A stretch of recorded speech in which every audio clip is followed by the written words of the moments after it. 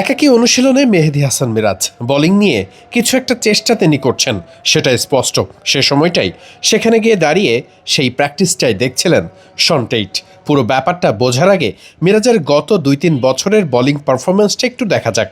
2025 সালে 11 ম্যাচ তিনি খেলেছেন, 11টা উইকেট নিয়েছেন, কিন্তু ইকোনমি 4.23 ওয়ানডেতে, যেটি বেশ কার্যকরী। কিন্তু কেন মিরাজকে নিয়ে এতটা সমালোচনা? ফেরা যাক 2022-এ 15 ম্যাচে 24 উইকেট তিনি নিয়েছেন, কিন্তু ইকোনমি 5.44। 2023-এ গিয়ে 27 ম্যাচে তিনি উইকেট নিয়েছেন 23টা, ইকোনমি সেই 5.5-এর মতো।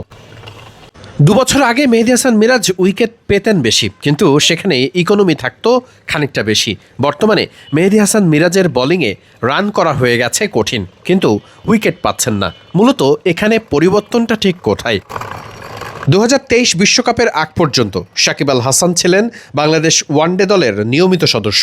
সেক্ষেত্রে বোলিংয়ে বেশিরভাগ ক্ষেত্রেই উইকেটের দুপাশ থেকে কখনো মিরাজ, কখনো সাকিব, কখনো বা জুটি বেঁধে তারা বোলিং করতেন। বেশিরভাগ সময়ই সাকিব আল হাসানের সঙ্গে জুটি বেঁধে বোলিং করাতে ব্যাটসম্যানরা সাকিবকে দেখে খেললেও মেহেদী হাসান মিরাজকে কিছুটা আক্রমণাত্মক ব্যাটিংটা করতে যেতেন। মিরাজও আঁটোসাঁটো বোলিং করতেন শুরু থেকেই। ঠিক সে কারণেই আক্রমণাত্মক ব্যাটিং করতে গিয়ে বেশিরভাগ ক্ষেত্রেই মিরাজের কাছেই উইকেট বিলিয়ে দিতে হতো ব্যাটসম্যানদের। সাকিব আল হাসানের অনুপস্থিতিতে মিরাজ এখন অনেকটাই আঁটোসাঁটো সেই বোলিংয়ের কাজটাই করছেন। তাই আগে থেকে মিরাজের বলে রান হচ্ছে কম, ইকোনমি অনেকটাই কমে গেছে।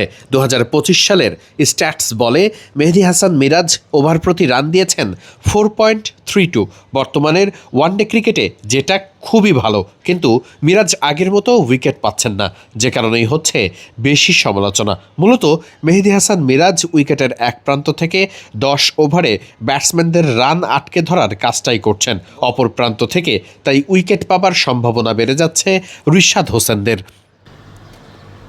বরাবরই টাইট লাইনে বল করতে সিদ্ধহস্ত মেহেদী হাসান মিরাজ বলের সিমকে কাজে লাগিয়ে কিছুটা রিভার্স করাতে পটু তিনি, যে কারণে ডানহাতি বামহাতি সব ধরনের ব্যাটারদের বিপক্ষেই মেহেদী হাসান মিরাজ ওয়ানডেতে এখনও বেশ কার্যকরী।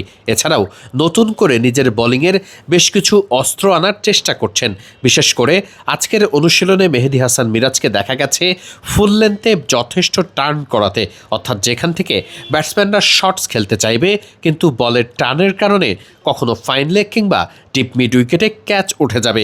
দুর্দান্ত এই অনুশীলনটাই মেহেদী হাসান মিরাজকে বাড়তি করে করতে দেখা গেছে। মিরপুর শেরেবাংলা জাতীয় ক্রিকেট স্টেডিয়ামে মেহেদী হাসান মিরাজরা পাকিস্তানের বিপক্ষে 3 ম্যাচের ওয়ানডে সিরিজ খেলবে। তার আগে মিরাজ নিজের বোলিংটাও ঝালিয়ে নিচ্ছেন বেশ। মিরপুরের মাঠে তো মিরাজই বড় তারকা।